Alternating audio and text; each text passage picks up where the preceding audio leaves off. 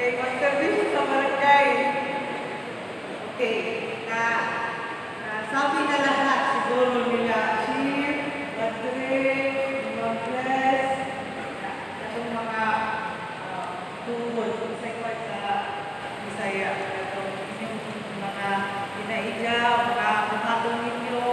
Karon, akong tumong karon, magpa-anumdum or mag-remind ninyo sa inyong mga obligasyon as candidate. So una, ayaw kalimot na ang inyong mga election paraphernalia dapat isaktong, dapat maging responsable mo sa inyong mga ibutang mga election paraphernalia. Kanus aman mo magsugod o papilit paghatag ng mga election paraphernalia, kanus walay katutubad. Now, magsugod mo ang pangkampanya sa October 19 pa. October 19 to October 28. Dili na pwede ang 29 kay disperas na. Especially ang election day kanus October 30. Dili na po na pwede mangumpanya. So mahulog na, naghulo lang kaadlaw ang inyong pangumpanya. So sa inyong pangumpanya, pwede mo manhataw o mga flyers o magpapilit sa inyong mga nawong sa mga pang-asa, especially dito sa mga common poster area sa kada barangay. Dili pwede magpapilit ni sa asa, dapit. Dili pwede papilitan ang atong mga kahoy.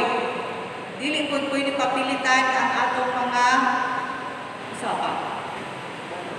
ang mga public na mga buildings nga dili siya common poster area.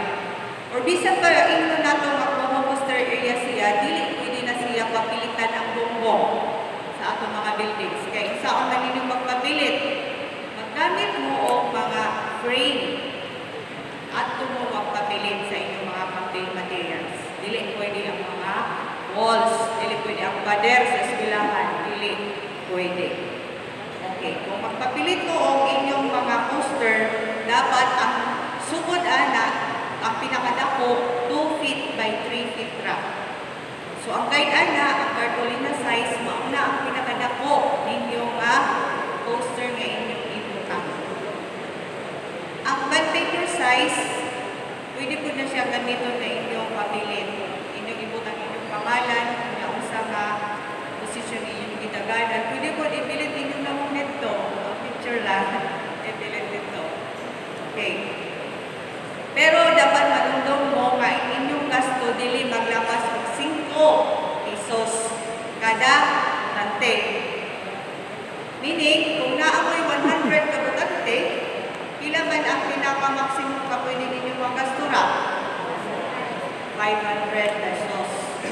So, kung mulapas ka mo ma-disqualify na po mo, imbis nga daog mo, dili mo ka, lingkod ka, barangay official. Kaya disqualify mo sa COMELEC.